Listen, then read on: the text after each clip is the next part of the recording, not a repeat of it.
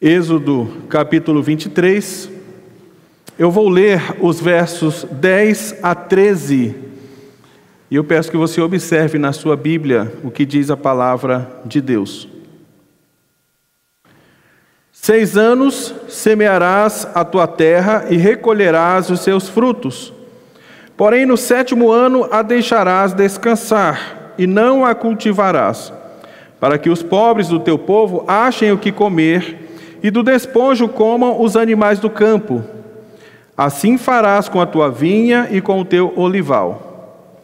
6 dias farás a tua obra, mas ao 7º dia descansarás, para que descanse o teu boi e o teu jumento, e para que tome alento o filho da tua serva e o forasteiro. Em tudo que vos tenho dito, andai apercebidos. Do nome de outros deuses nem vos lembreis, nem se ouça de vossa boca. Oremos ao Senhor. Ó Deus amado, Pai de amor e bondade, a Tua palavra foi lida, Senhor, e é por si mesma viva e eficaz. E nós, ó Deus, necessitamos da Tua iluminação, da iluminação do Teu Santo Espírito, para que venhamos, ó Deus, compreendê-la e para que esta palavra também faça morada em nossos corações. Ó Deus, fala conosco, fala com a Tua igreja. Esta é a nossa oração. Humildemente fazemos em nome de Jesus. Amém, Senhor. Certo dia, conversando com um membro da igreja que estava faltando bastante aos cultos, ele reconheceu que não estava sendo tão assíduo nos cultos ao Senhor. Mas tentou justificar, dizendo que muitas vezes, quando ele estava até mesmo pronto para vir para a igreja, para adorar a Deus, sempre acontecia alguma coisa que o deixava muito aborrecido. E ele não achava certo vir para a igreja com cara fechada, de cara amarrada. Eu mostrei para esse irmão que o culto ao Senhor não depende, não está subordinado ao seu estado de humor. O culto ao Senhor não está subordinado às suas vontades. O culto ao Senhor, meus irmãos, é uma santa convocação. Deus convoca o seu povo para apresentar-se diante dele em culto, em adoração. O culto ao Senhor é como diz em Isaías 58:13, Deus chama o dia do Senhor de meu santo dia. É o dia, como diz ainda Isaías, que deve ser chamado de deleitoso santo dia do Senhor, digno de honra. Ainda em Êxodo capítulo 31, verso 13, diz assim: Tu, pois, falarás aos filhos de Israel e lhes dirás: certamente guardareis os meus sábados. Deus chama então de meu sábados. O que na transposição cristã o apóstolo João chama de o dia do Senhor, o primeiro dia da semana. Então esse dia não é seu, é do Senhor. É o dia do Senhor. E quando nós negligenciamos esse dia, nós quebramos a lei moral de Deus, nós violamos os seus santos mandamentos, nós profanamos a sua lei. O texto que lemos aqui em Êxodo 23 está no contexto das prescrições divinas para o seu povo. O povo, sob a antiga aliança, que fora então libertado da escravidão do Egito, e agora está a caminho da terra prometida, está no deserto, a caminho da terra prometida. Estas prescrições são as instruções do Senhor que falam acerca do caráter de Deus e acerca daquilo que Ele espera de nós. Isso nos lembra o breve catecismo na pergunta número 3, que diz: qual é a coisa principal que as Escrituras nos ensinam? Resposta: a coisa principal que as Escrituras nos ensinam é o que o homem deve crer acerca de Deus e o dever que Deus requer do homem. Então toda a palavra de Deus fala acerca do caráter de Deus e acerca do nosso dever para com Ele. Aqui também está falando acerca disso. No capítulo 20, Deus deu a Moisés as tábuas da lei, contendo os 10 mandamentos, a lei moral de Deus. Na sequência, ele anuncia os seus estatutos, as suas demais leis, sempre fazendo repetição dos 10 mandamentos, a fim de inculcar no povo a sua vontade revelada. Em nossa perícope, os versos 10 a 11 falam do ano sabático, ou seja, 6 anos o povo deveria trabalhar, no 7º ano a terra deveria descansar. O verso 12 é uma repetição do 4º mandamento, 6 dias de trabalho e o 7º de descanso. E o verso 13 fala acerca da exclusividade de Yahvé como o único Deus. Portanto, eu gostaria de falar, meus irmãos, acerca das reivindicações divinas para o descanso. Em primeiro lugar, Deus está nos ensinando que Ele nos deu o descanso como uma demonstração do seu domínio. Observa comigo os versos 6 e 11, parte A. Diz assim: 6 anos semearás a tua terra e recolherás os seus frutos. Porém, no 7º ano a deixarás descansar e não a cultivarás. No jardim do Éden havia um pacto para o usufruto da terra. Deus colocou ali os nossos primeiros pais, Adão e Eva, mas eles não estavam ali ao seu bel prazer. Havia regras, havia um código de conduta estabelecido por Deus. O que Deus estava dizendo, então, para Adão e Eva, que a terra é dele. Assim também, quando Deus estabelece estas leis, estas regras para o uso da terra, Deus está reivindicando o seu domínio sobre todas as coisas. A terra é dele, as regras são dele. Deus está lhe dando essa terra numa relação de suzerania e vassalagem. Assim como na Idade Média havia esta relação vertical, um comandante e comandados. Deus, então, não abriu mão dos seus mandatos estabelecidos na criação. O mandato espiritual, a relação do homem com Deus, o mandato cultural, o relacionamento do homem com a natureza, com as coisas criadas, e o mandato social, o relacionamento do homem com o seu semelhante. Deus não abriu mão destes preceitos. Então, o que Deus está dizendo é que o povo na terra deveria continuar vivendo um relacionamento correto com o Criador, um relacionamento correto com o meio ambiente e um relacionamento correto com o seu próximo. O que ele está dizendo é que o teu relacionamento com Deus precisa ser refletido no teu relacionamento com o meio ambiente e com o próximo. Nesse sentido, então, o sabate era uma forma de lembrar que, embora a terra estivesse à disposição do homem, essa disposição não era restrita de restrições, ela não era destituída de restrições. Num sentido muito especial, Deus está dizendo: a terra pertence a mim. Por 6 anos o povo deveria plantar, colher, mas no 7º ano a terra precisava descansar. E o sabate significa descanso, mas também significa cessação. Eles deveriam cessar o trabalho, eles deveriam cessar o cultivo da terra e deixar então a terra descansar. Há aqui um cuidado de Deus com o meio ambiente. Perceba que Deus também fala acerca dos animais.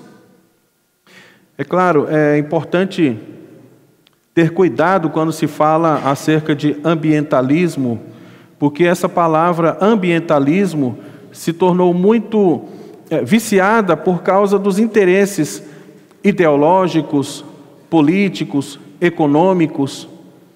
Os ambientalistas, eles tendem a tratar a natureza como uma entidade divina, uma espécie de panteísmo, como se a própria natureza fosse um Deus, tanto que eles chamam de mãe natureza. A terra não é a mãe natureza, a terra é criada por Deus e continua sendo propriedade de Deus. Eu imagino os ambientalistas lendo a narrativa do Êxodo 7, primeira das pragas, onde Deus poluiu o Nilo e matou todos os peixes. O que Deus estava fazendo ali era dizendo: eu domino sobre o rio, sobre os peixes, eu sou o dono, eu faço conforme o conselho da minha vontade. Deus é o dono, então, portanto, Deus está dizendo aqui ao povo que eles deveriam viver na terra, mas ainda assim sob a ordenança de Deus. Eu me lembro de Francis Schaeffer. Francis Schaeffer trabalhava muito com universitários, com essa questão de ateísmo e tentando mostrar para os universitários a existência de Deus e falando sobre o plano da salvação. E num determinado momento, Francis Schaeffer, conversando com uma jovem, ela dizia: eu não posso crer num Deus que manda matar animais. E de repente ele percebeu que ela estava usando um sapato de couro. E ele disse: não é que você não crê que Deus tenha o direito de matar animais, porque você está usando um sapato de couro de animais. O que você não aceita é que Deus domine sobre todas as coisas, inclusive sobre a sua vida. Então Deus tem o direito de fazer tudo conforme lhe apraz, e Deus continua sendo o dono de todas as coisas e o dono da terra. É claro que o descanso sabático era bom para a terra, era bom para o campo, era bom para a agricultura. Mas o propósito principal era mostrar que a terra e os recursos pertencem a Deus. Se Deus controla a terra e as colheitas, a confiança do seu povo deveria estar nele e não na própria terra, não nos deuses da fertilidade como criam os cananeus. Mas Deus controla o tempo, Ele controla as estações, Ele controla as colheitas, Ele controla a terra. É por isso então que nós passamos para o segundo ponto. O descanso ensinava que Deus era o provedor. Em primeiro lugar, o descanso, Deus está ensinando que Ele é o dono de todas as coisas. Ele está reivindicando a sua soberania, o seu poder sobre tudo. Em segundo lugar, Ele está aqui mostrando que Ele é o provedor. Observe então o verso 11, a parte B, que diz assim: para que os pobres do teu povo achem o que comer, e do sobejo comam os animais do campo. Assim farás com a tua vinha e com o teu olival. As leis sabáticas deveriam lembrar Israel acerca da sua responsabilidade com os necessitados. Obras de misericórdia. No descanso do Senhor, nós devemos também nos lembrar daqueles que necessitam da misericórdia de Deus. E devemos estar dispostos a exercer obras de misericórdia. É por isso que lá em 1 Timóteo capítulo 6, Paulo vai dizer: exorta aos ricos do presente século que não sejam orgulhosos, nem depositem a sua esperança na instabilidade da riqueza, mas em Deus, que tudo nos proporciona ricamente para nosso aprazimento. Percebe então que Deus está dizendo: eu sou o provedor, eu vou prover sustento. Não confiem que a própria terra por si mesma vai lhes prover. Eu sou o que provê, eu sou o provedor. Todas as coisas vêm do Senhor. Sendo assim, irmãos, o povo deveria saber que Deus era o seu sustento. Israel precisava crer que no 6º ano de colheita, Deus lhes daria o suficiente para o 6º ano e para o 7º ano, onde a terra ficaria descansando. Assim como na coleta do maná, no 6º dia, seria suficiente também para o 7º, onde eles não deveriam coletar. Assim também, o suprimento de Deus no 6º ano seria suficiente para o 7º ano, e a terra ficaria descansando, e os pobres poderiam recolher daquilo que a terra desse naturalmente. Desta maneira, eles deveriam aprender a não andar ansiosos pelo alimento. Eles precisavam aprender que havia um cronograma divino, e esse cronograma, constituído pela semana de 7 dias, e pelo um ciclo de 7 anos, deveria ser observado. Eles deveriam aprender que Deus é a fonte de toda provisão, meus irmãos. Veja, esse foi o pecado de Adão: não crer na provisão de Deus. Aliás, o puritano Thomas Boston diz que Adão quebrou os 10 mandamentos ao comer do fruto da árvore do bem e do mal, proibida. Todos os mandamentos do Senhor estavam ali. Ele não confiou no Senhor, ele colocou outros deuses diante dele. Veja, meus irmãos, ele não creu na provisão do Senhor, portanto, Deus queria que o seu povo mantivesse um relacionamento com ele, de confiança. Eu sou o vosso provedor.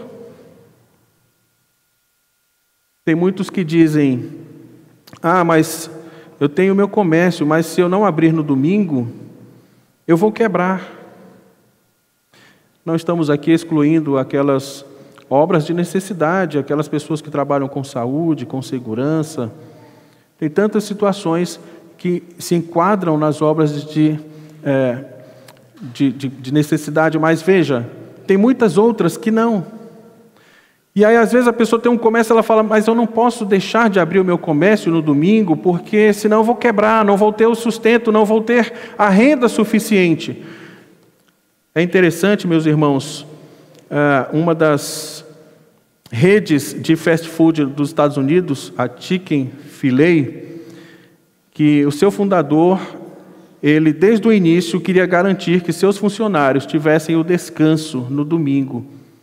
E ele então decidiu que a sua rede de lanchonetes não abriria no domingo. É uma das mais famosas nos Estados Unidos, considerado um dos molhos mais saborosos. Ele tem uma perda, digamos assim, por não abrir no domingo, de mais ou menos 20% do seu faturamento. Mas ele tinha a plena certeza de que o Senhor o susteria, o Senhor proveria. Nós temos que ter essa confiança em Deus. Nós não podemos ficar ansiosos quanto ao que haveremos de comer, ao que haveremos de vestir. Deus é o nosso provedor. E o povo precisava estar nesse relacionamento de confiança com Deus. Então, meus amados, o descanso sabático deveria mostrar o domínio de Deus sobre todas as coisas. O descanso sabático deveria mostrar a provisão de Deus para o seu povo. E em terceiro lugar, o descanso sabático deveria ser um deleite em Deus. Deus quer que o seu povo tenha prazer em adorá-lo, em estar cultuando a Ele, que é digno de toda adoração, e culto é o mandato espiritual. Portanto, aqui nós temos o mandato cultural, Deus dominando sobre todas as coisas, onde nós vivemos neste mundo, mas lembrando que é um mundo de Deus. Nós temos aqui o mandato social, onde nós devemos cultivar, lembrando também daqueles que não têm, exercendo obras de misericórdia, mas lembrando que Deus é o provedor, não confiando nas riquezas. Mas nós temos que lembrar que o descanso sabático é um deleite em Deus, o mandato espiritual. Observa comigo o verso 12 e 13. 6 dias farás a tua obra, mas ao 7º dia descansarás, para que descanse o teu boi e o teu jumento, e para que tome alento o filho da tua serva e o forasteiro. Em tudo o que vos tenho dito, andai apercebidos. Do nome de outros deuses nem vos lembreis, nem se ouça da vossa boca. Nenhuma dessas obrigações ambientais e sociais deveriam estar dissociadas do culto ao Senhor. Veja, de nada adianta alguém dizer assim, olha, e tem gente que pensa assim, fala, olha, eu prefiro sair das quatro paredes. Quando fala assim, já é preocupante. Porque o culto é um ajuntamento solene. A pessoa fala, eu prefiro sair das quatro paredes e entregar a marmita debaixo das pontes, isso agrada mais a Deus. Veja, se isso está dissociado do culto, de nada vale. Quando não se tem uma compreensão correta do culto a Deus, então nós acabamos profanando o culto a Deus. William Booth, o criador do Exército da Salvação, tinha uma visão errada acerca do culto, porque ele achava que era mais importante as obras sociais do que o culto, e negligenciava os sacramentos. Então de nada vale, de nada adianta. Calvino ensinava que os ofícios da caridade devem ser consequências do serviço a Deus. Aqui, o verso 13 é esclarecedor. Perceba, do nome de outros deuses nem vos lembreis, nem se ouça de vossa boca. É interessante porque o verso 13 parece estar dissociado do verso 10, 11 e 12. Algumas versões até colocam separado. Mas perceba que o verso 13, ele está fazendo uma afirmação aqui que faz todo sentido com relação ao deleite em Deus, ao culto ao Senhor, que as outras coisas não podem estar dissociadas do culto. Essa ordem está em total conexão com o primeiro mandamento: não terás outros deuses diante de mim. Porque aqui, meus irmãos, há uma íntima relação entre a violação do dia do Senhor e a idolatria. Quando nós violamos o culto ao Senhor, com certeza caímos na idolatria. Se deixamos de cultuar a Deus, se violamos o dia do Senhor, com certeza estamos dando mais valor a outras coisas, que serão então ídolos na nossa vida. Geralmente, quando violamos o dia do Senhor, estamos valorizando mais outras coisas do que o Senhor. Estamos dizendo que o jogo de futebol é mais importante do que o Senhor. Estamos dizendo que uma maratona de Netflix é mais importante do que o Senhor. Tem gente que fala assim, olha, eu estou muito cansado essa semana, não vou ao culto não, estou querendo maratonar, assistir um monte de série no domingo, no dia do Senhor. Então o que eu estou dizendo é que o meu lazer é mais importante do que o Senhor. O que eu estou dizendo é que os meus interesses são mais importantes do que os interesses do Senhor. E veja que sério isso. Eu vou pedir para você abrir a Bíblia em Ezequiel, capítulo 20, verso 16. Abra sua Bíblia em Ezequiel, capítulo 20, verso 16.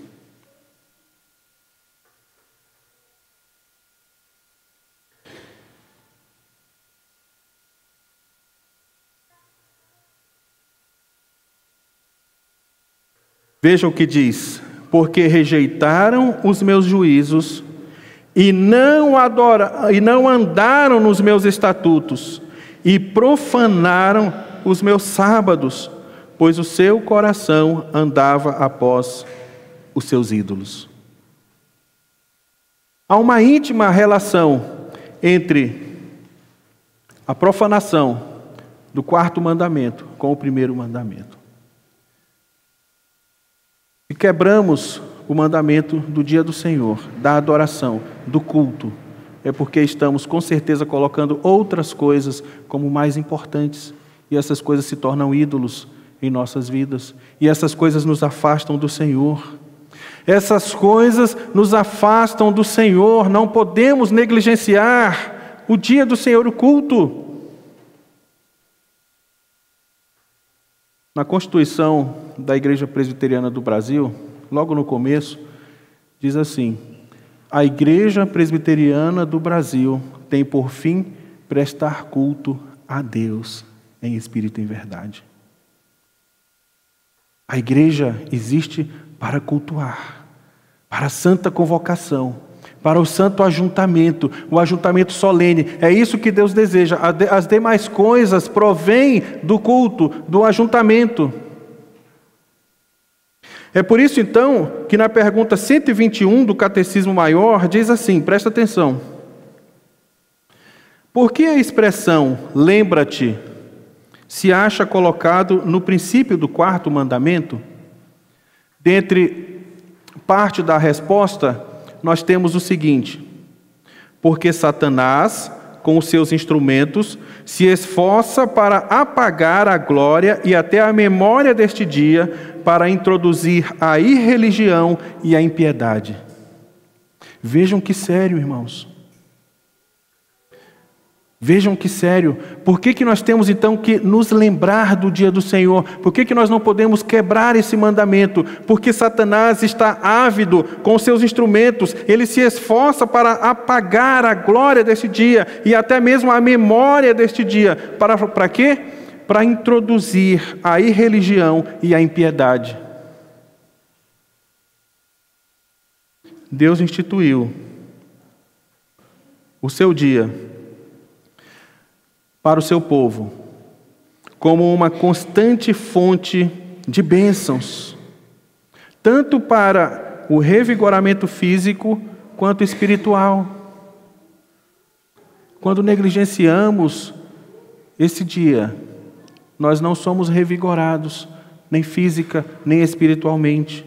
É por isso que a confissão de fé diz que o dia do Senhor é devidamente santificado quando não apenas cessamos os nossos empregos seculares e recreações, mas também ocupando todo o tempo em exercícios públicos e particulares de culto e nos deveres de necessidade de misericórdia. O sábado apontava para a criação e redenção na antiga aliança. Deus criou todas as coisas em 6 dias e no 7º descansou. Entenda, cessou a criação. Deus não se cansa. Ele continuou nas obras da providência.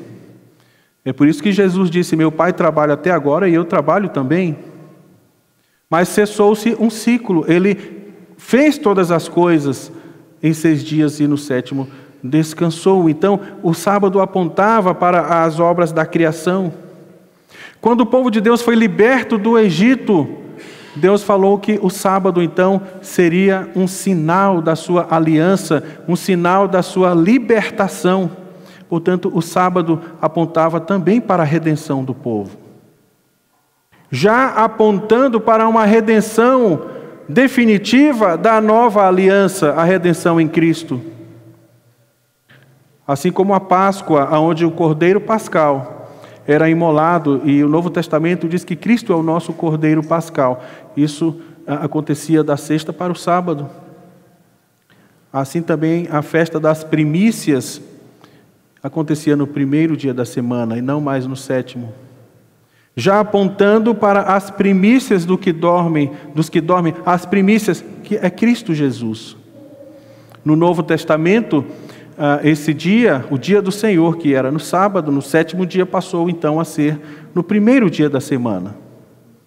Por causa da ressurreição de Cristo, as primícias, ele ressuscita no 1º dia da semana.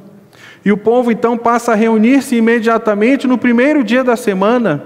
E Jesus Cristo então, ele vai autenticar esse dia se reunindo com seu povo, na 1ª semana, na 2ª semana. E o apóstolo Paulo vai dizer então, já como um costume estabelecido pela igreja neotestamentária, que quando vocês se reunirem, todo 1º dia da semana, vocês tragam as suas ofertas. Então, meus irmãos, nós temos aqui então, por essa razão, o cristão olha para trás para uma redenção já cumprida, a redenção em Cristo Jesus. E olha para a frente para um Redentor que virá novamente. É por isso que o autor aos Hebreus vai dizer que resta ainda um descanso para o povo de Deus. Um descanso definitivo. Na antiga aliança, o crente trabalhava 6 dias para descansar no 7º.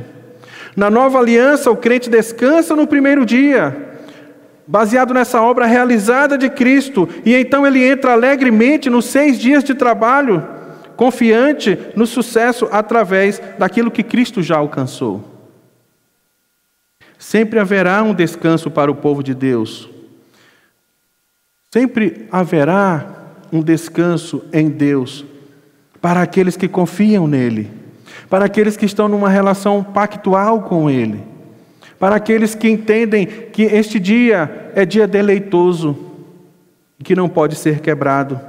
O descanso em Cristo, meus irmãos, não é apenas no céu. Sim, aguardamos aquele momento em que habitaremos para sempre com o Senhor, como diz a sua palavra, mas o descanso em Cristo começa aqui, agora, e permanecerá por toda a eternidade. É por isso mesmo que o Senhor diz lá em Mateus 11, vinde a mim, todos os que estáis cansados e sobrecarregados, e eu vos aliviarei. Tomai sobre vós o meu jugo e aprendei de mim, porque sou manso e humilde de coração, e achareis descanso para a vossa alma. Que bênção! Que alegria poder ter essa certeza que em Cristo nós temos um descanso. A nossa alma descansa, a nossa alma é revigorada. É em Cristo, irmãos.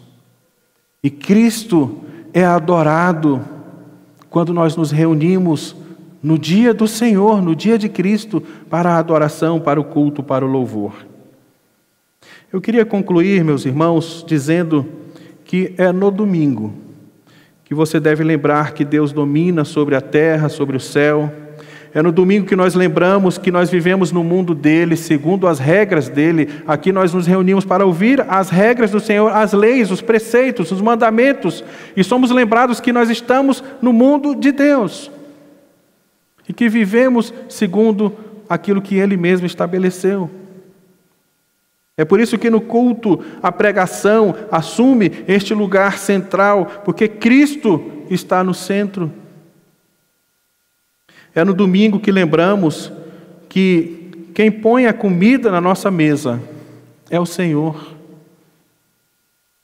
No domingo, meus irmãos, nós lembramos que se trabalharmos diligentemente nos outros dias, então no dia do Senhor não precisamos ficar inquietos com o que comeremos, ou o que beberemos, ou com o que nos vestiremos, porque os gentios é que procuram todas estas coisas. Veja, a irreligião, a impiedade.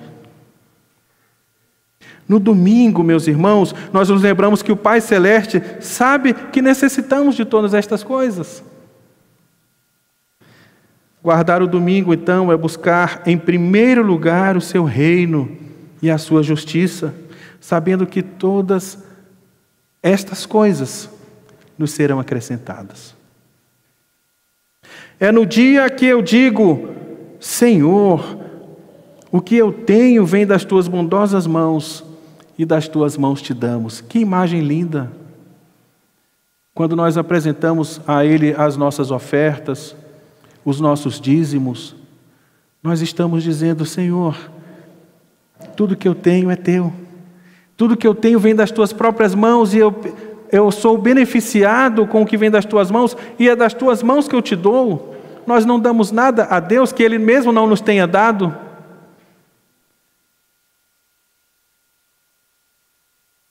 É no domingo que lançamos sobre Ele toda a nossa ansiedade, sabendo que Ele tem cuidado de nós.